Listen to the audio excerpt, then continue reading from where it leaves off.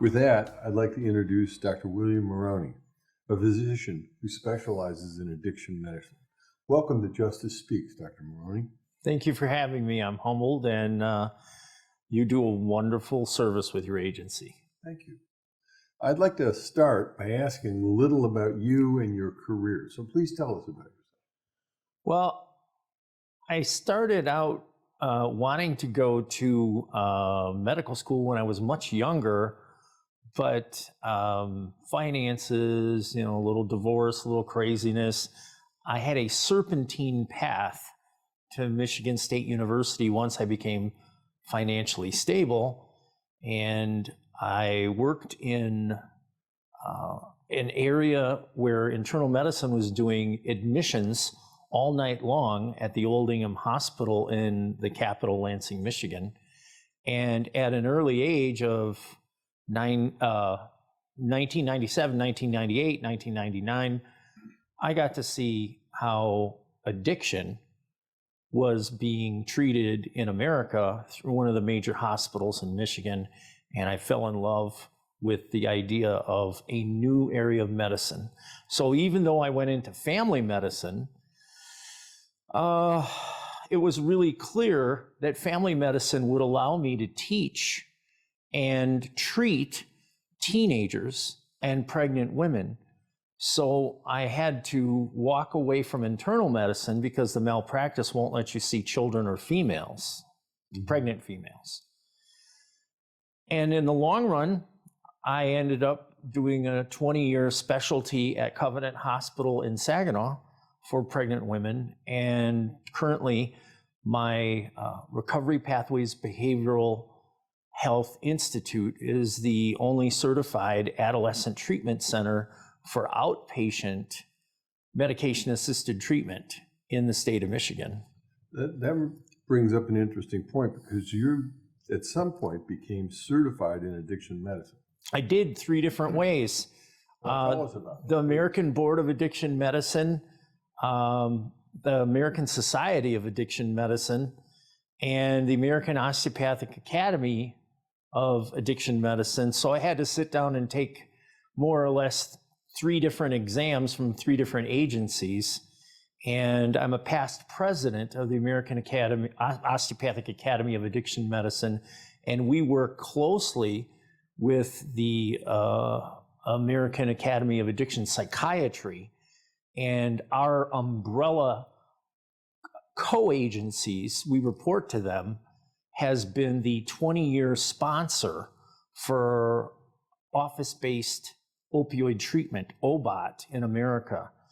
When the Data 2000 law passed in 2000, the first drug, first in class, called Suboxone, didn't launch until 2002.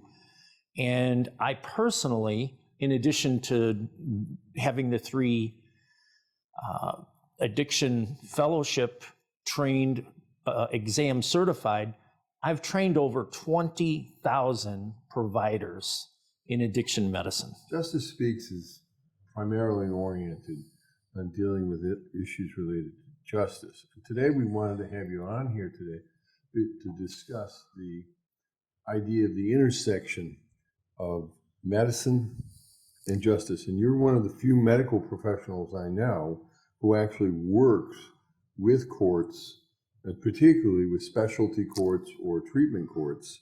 And I know you're involved in that in Michigan. Is that correct? Correct. I would call me an adult drug treatment court incubator. I come to courts that want to begin specialty court, and I help them line up so that they pass their state audit. And then we consult to courts who may have been abstinence-based in the past. And everybody likes that term abstinence-based until you understand the statistics behind abstinence-based is horrendous. That reminds me, you've been on record as saying that addiction is a brain disease as opposed to a moral failing. Why is it important to understand that? It's important to understand that because, well, first of all, we have a lot of people arguing against us that it's not a brain disease, it's not a chronic disease, it's a choice. Well, it may be a choice once or twice, but once you get into the talons of the monster of substance use disorder, drugs rewire the brain.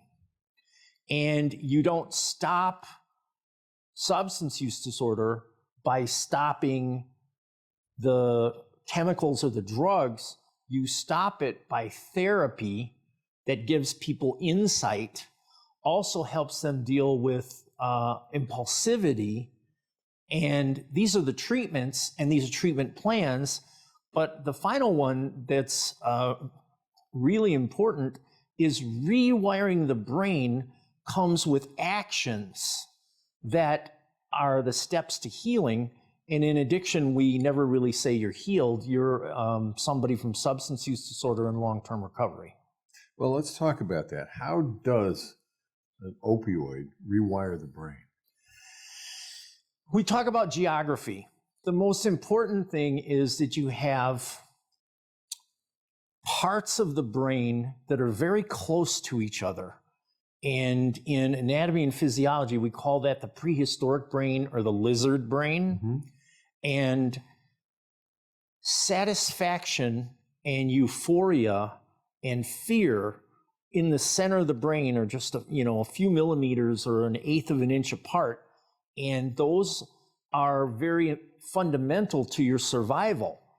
But the cognitive processes of choosing to deal with stress without chemicals and choosing to follow a pathway that has insight that you can see the right and wrong of the future are cognitive, and they're on the outside of the brain. So what I understand you're saying is that the drugs are rewiring the lizard brain, if you will. Yes. And getting, shall we say, around the cognitive function. Shortcutting it. They're shortcutting it. Now, we've said that, but we actually have imaging studies to show that that's true in the brain with opiates, with cocaine, with methamphetamine. And if I was to show you a picture of somebody who had congestive heart failure, and we used radioactive chemicals to show that the heart has been rewired by heart disease, you would look at it and say, well, clearly there's disease. And if I show you the same thing and not tell you that it's the brain you're looking at, you'd say, well, that's disease too. And then when I tell you it's disease from substance use disorder, then you go, oh. And then when I show you the healthy brain, which has had 2 or 3 years of healing and counseling and medication to prevent withdrawal so people can concentrate on their therapy, then you would see those changes revert back to healthy activity with radioactive chemicals. Let's talk about that for a minute. Essentially, if I understand what you've just said, you're talking about the concepts behind medications for opiate use disorder, or Yes. MOUD. Is that correct? Yes, I am. Okay. And MOUD, when you have a person who is suffering from an opiate use disorder, I hear you saying that abstinence is actually not the best track. Is that correct? It's not the best track, and people that follow abstinence have, according to evidence and statistics, 100% relapse, according to a study from Sweden, in 120 days.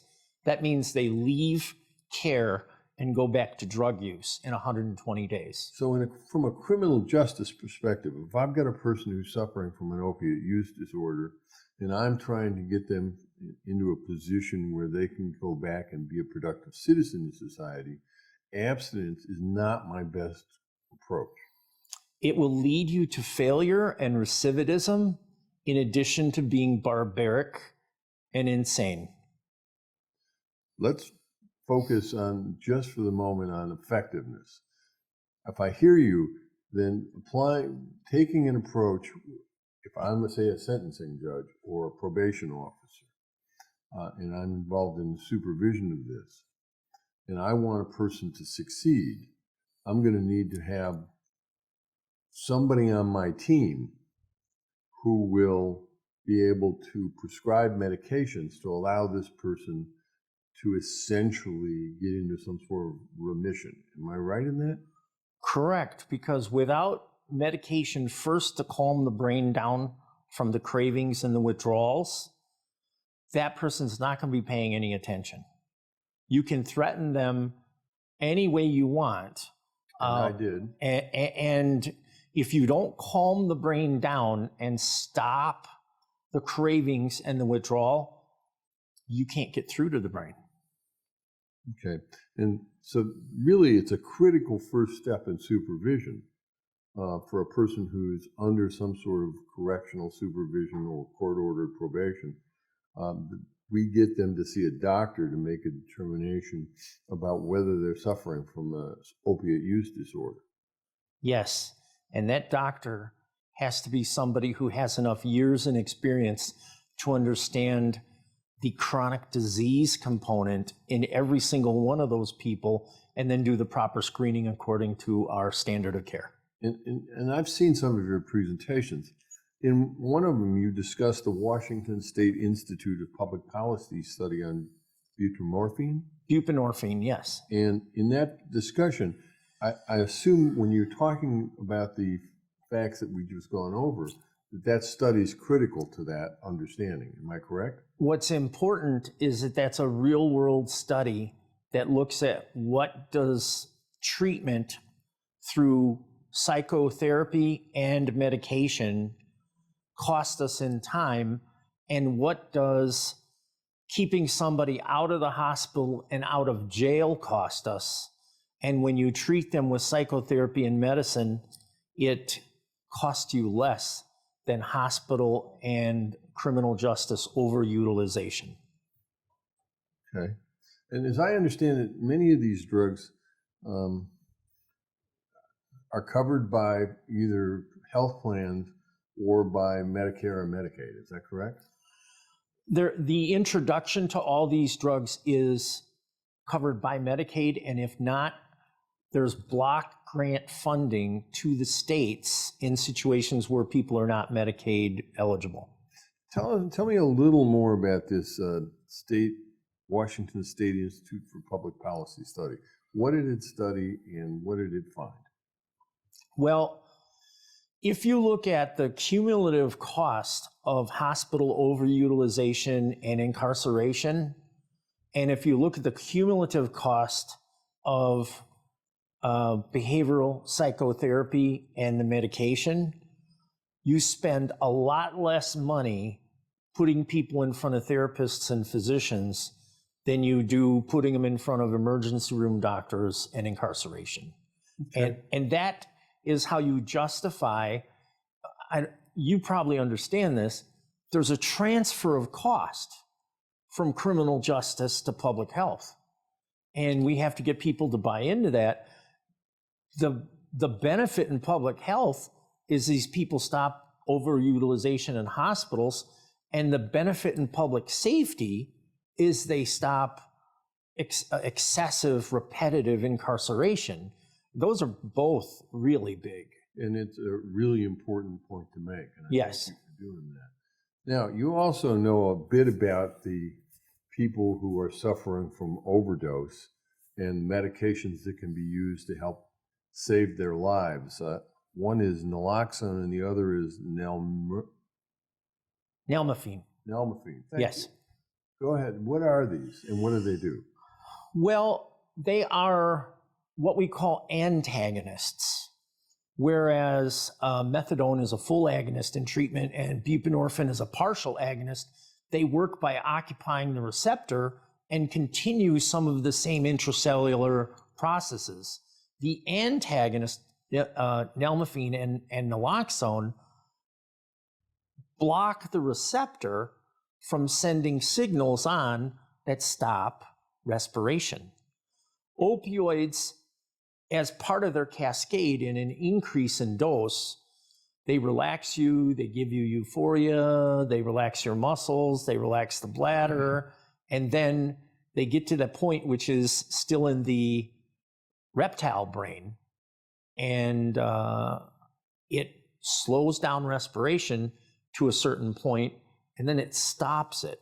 When you have a medicine that you can administer, and we do this in many different ways, intranasal, IV, some of those ways reverse the overdose because the continued signals to stop breathing need to be interrupted. And an antagonist, just like in classic Greek theater or really good Hollywood movies, blocks things. Usually in storylines, they block the hero. Here, you're blocking heroin. Okay, so if I understand what you're telling me, that someone who, say, in law enforcement, out on the street, or was involved in the supervision of an individual who suffers from an opiate disorder, who then is in the process of overdosing, the administration of these drugs can actually save their lives. 100%. That's a word I want to hear. Finally, I want to ask you a broad criminal justice question from your medical standpoint. Sure. How can we integrate opioid medication for opiate use disorders more fully into the criminal justice system? Well, from a timeline perspective, and I'm struggling with this with local courts where I work, I have a very strong influence in adult drug treatment courts, and they're very successful in keeping people from getting rearrested. But where we need to introduce this and where we're struggling is pretrial. Where we struggle is we need to change the education level of the judges, the jail managers, and the sheriffs to see when we introduce these medicines into pretrial that if people end up incarcerated, they're going to be a lot easier to manage. If they end up on parole, they're going to have less parole violations and less recidivism and less arrests for new criminal charges. That was borne out by a recent study in Massachusetts where it was Franklin versus Hampton County, and Franklin County used buprenorphine in jail. And the Hampton County used no medicine. They were abstinence-based. From a public health standpoint, Hampton County had more opioid overdose deaths after discharge from the system.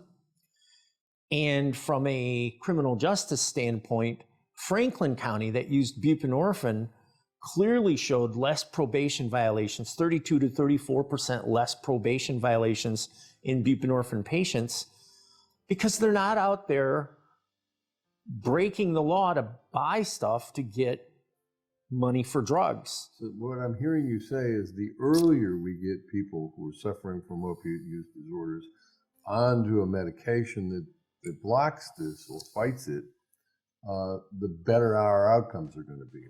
Am I hearing that correctly? That is the medical side of that, and the criminal justice side of that is we got to educate the criminal justice system, the judges and the jail managers and the sheriffs, to allow that into their system. Now, some of them feel hampered because the laws where they work say you can't have any opiates in the jail, period. So they're stuck with that. So we need to rewrite some of the laws and look for exceptions. But to bring the idea of treatment into a public health problem that can transcend to a public safety problem is not real new. The American Bar Association, American Medical Association did this same thing about 60 years ago with alcohol use disorder. Yes, they did. I'm aware of that. So. And we're just, in all good things in the world, you steal a good idea. So that's what we're going to do. Well, and I think it's important that you've now mentioned a couple of times that you believe that we need to educate judges and the other members of the criminal justice professional community about the importance of how you treat this disorder. And while this podcast will go out afterwards, I understand you're here at the American Probation and Parole Association meeting to do just that. You're here as part of a team that's going to be doing a half-day training on MOUD. Is that correct? That is, and it gives me the credibility to talk to parole and probation agents throughout the rest of the year when I go to change minds in jails and courts. All right. Well, it's good that you put your beliefs in practice, and I want to thank you for coming to Justice Speaks, Doctor. It's been a real pleasure interviewing you. Thank you. I'm humbled. I appreciate it.